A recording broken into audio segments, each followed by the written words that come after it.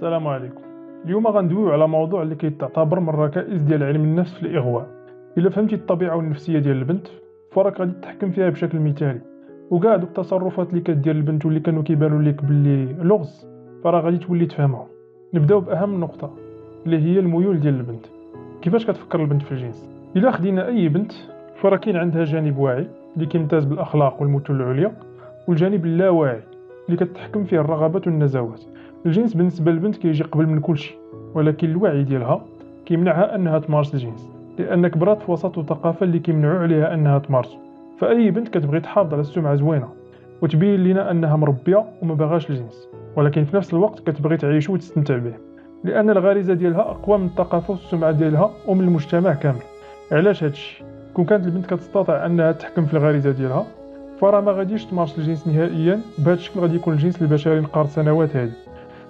ولكن الحقيقه هي ان الحاجه اللي مخلينا باقي عايشين على الارض هي اننا ما كنتحكموش في الغرائز ديالنا. دابا ملي عرفنا هذه الحقيقه فراه خاصنا نعرفوا كيفاش نوصلوا للغريزه ديال البنت ونلغيو العقل المنطقي ديالها. هنايا غنوريك واحد الحيله اللي غتنفعك في حياتك كامله. ركز معايا مزيان. ملي تكون كتهضر مع البنت ديما هضر معها على اساس انها انسانه محترمه ومؤدبه ومربيه وخلوقه، حيتاش هادشي اللي كتحاول تبين لك هي. من بعد خرج معاها مباشره وبدا تدوي معاها، سولها اسئله في كلشي على النهار ديالها، كيفاش كيدوز وشنو كيعجبها وعائلتها وصحاباتها والاحلام ديالها والهوايات ديالها واي حاجه اخرى، وما تسولهاش على الجنس. علاش قلت لك خرج معاها؟ لان في المحيط ديال البنت كاينه عائلتها والاصدقاء ديالها. في العائله ديالها ما كتبغيش تمارس الجنس مع ولد شي واحد من العائله. دونك اش كدير؟ كتولي تفكر مباشره في الاصدقاء، واول واحد كتفكر فيه هو نتايا، لان نتايا بنيتي معاه واحد العلاقه حيتاش برمجتي لها عقلها وليتي بالنسبه لدماغها الحل المثالي باش تلبي الرغبات ديالها، المكانه ديالها في الوسط العائلي ديالها وفي المجتمع. البنت ما كتبغيش تبان بانها سهله او انها كتمارس الجنس مع اي واحد، او لا ما عندهاش الشرف او لا ما عندهاش كرامه. البنت كتحماق على الجنس وكتموت عليه، وما يمكنش تدوز نهار بلا ما تفكر فيه. كاينين بنات اللي عارفين هادشي، وكاينين اللي كيحاولوا يتعاندوا معاه وفي الاخر كتغلبهم الغريزه. داكشي علاش خاصك تواصل مع الغريزه ديالها ماشي مع العقل المنطقي ديالها. ملي توصل للغريزه ديالها وتكون نتايا في اللاوعي ديالها، ديك الساعه اي حاجه بغيتيها دير هذيك غادي ديرها. دابا العيب ديال الدراري والخطا اللي كيديروا الاغلبيه هو انهم كيمشيو مباشره يبينوا الهدف ديالهم ويعاملوا البنت على انها عاهره. هادشي علاش الاغلبيه كيتقنعوا، والاغلبيه كيجي يقول لك راني هضرت معاها وقنعتني. لا خويا، ماشي قمعتك، راك انت اللي حرقتي المراحل وما التزمتيش بالاساسيات ديال الاغواء.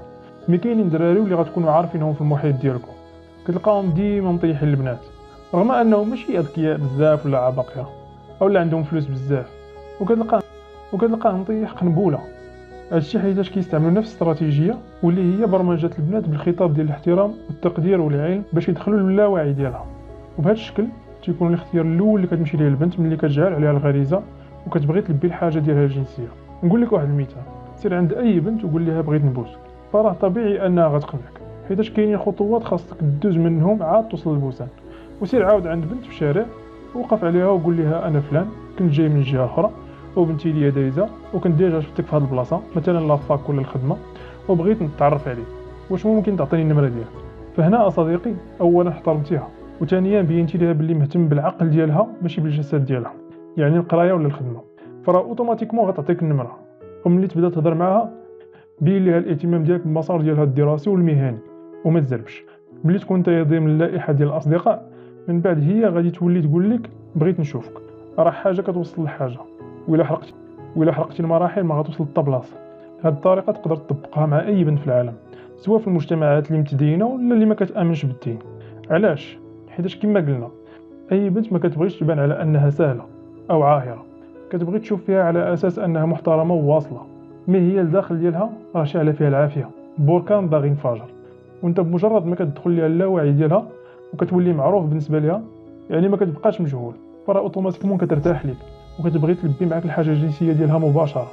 نفرض مثلا جيتي عند بنت وقلتي ليها بغيتك في علاقه جنسيه وقالت لك لا، واش هذا يعني انها بارده او ما باغاش الجنس؟ لا، هذا كيعني انك انت فيك المشكل، زربان وما عارفش النفسيه ديالها وجاي غير هكا كتفلى. حاجه طبيعيه غادي تفشل لانك ما عارف والو على البنات وما عارفش شنو هما باغيين ونقاط الضعف ديالهم. هذه القاعده اللي قلت لك عندها واحد الاستثناء مهم اللي هو الوقيته ديال لي غيغ. البنت في هذه الوقيته كتكون مزاجيه، هي مع راسها ما كتكونش عارفه اش كدير. الحوايج اللي مولفه كديرهم كيتخربقوا ليها في دوك الايامات، وهذا الشيء كيستمر 3 ايام حتى 5 ايام. مهمه هذه الفتره واللي خاصك تنتبه ليها، لانها في هذا الوقت تقدر تبدا تستفزك او لا تمتحنك. هنايا انت الا قالت لك شي حاجه ما عجباتكش خاصك تكون ذكي وتجاوبها بالعقل. مثلا قالت لك انت ما تسوى مصلح، ما تحاولش تبرر ليها وتقول لها لا علاش قلتي لي هكا، او لا تقول لها لا راه انا الله يعمرها دار. قول لها هي عندك الحق، انا ما نسوى مصلح. قول لها انا خاص على 100%. هنايا ما غاديش تزيد معاك الهضره، وبينتي لها باللي راه غلطات معاك، وبلا ما تشعر هي كتحس بالغلط ديالها. وانت كنتي ذكي حيتاش ما مشيتيش معاها في الخط. كون مشيتي معاها في الخط تعتبر انت اللي غلط. وغنواعدك مباشره فاش يفوتوا لي راجل غتشدها الجعل عليك، غتولي هي تقلب عليك فيما كنتي. النقطه الثالثه، العقل المنطقي هو البوابه للغريزه ديال البنات. بمجرد ما كتكلم على العقل المنطقي فراك دخلتي المساحه ديال الغريزه ديالها، وراه ما غاديش تزقلك. غادي تولي بالنسبه ليها اختيار وارد بنسبه عاليه، وباش مما كتخاطب العقل المنطقي كتكبر في عينيها، وكتولي بالنسبه ليها فرصه لا تقاوم. تقدر كاع ملي تساليو ما تفهم هي في راسها والو، تقول انا كي دار هذا تطيحني. لان بزاف البنات ما فاهمينش النفسيه ديالهم. نادرا فاش كتلقى شي بنت عارفه هاد الثغره، وواخا تكون عارفاها ما كتقدرش تقاومها لانها لا تقاوم وقويه بزاف. قاعده اخرى هي انك ملي تلاقى بها تزيد الحظوظ ديالك وتكبر النسبه ديال انها تولي تشوفك غير انت.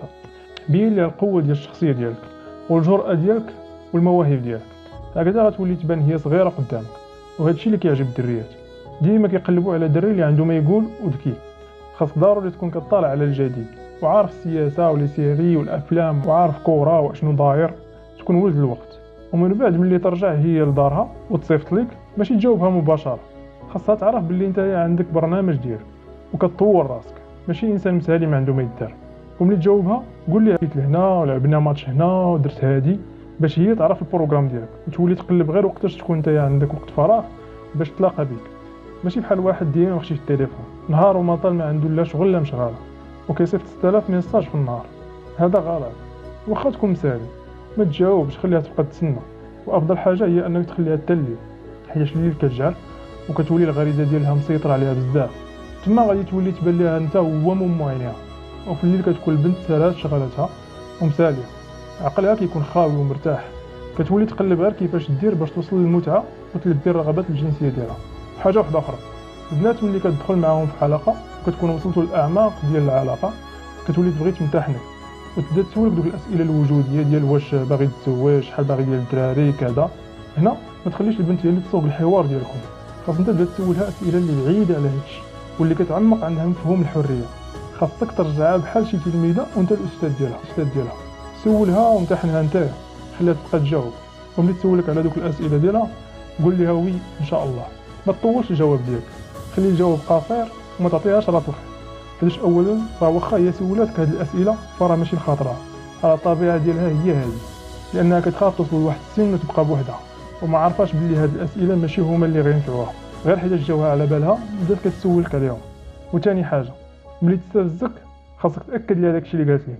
اي حاجه كيف ما بغات تكون قول لها هي انا هادشي اللي قلتي فيا واكثر من فيا، هزي هادشي وضربيه في 1000. هنا تولي تعرف بلي غلطات معك وكون اكيد راه غتغلط معك. مي الا جاوبتيها هكا غتولي انت بحال اللي كتسالها واحد الاعتذار وغتجي تعتذر بالطريقه ديالها. حتى هنا سالا الفيديو. الا ما كنتيش ابوني ما تخرجش تابوني وضغط على لايك والجرس باش يوصلك الجديد. واي موضوع تبغي ندويو فيه في الفيديو الجايين خليه في الكومنت.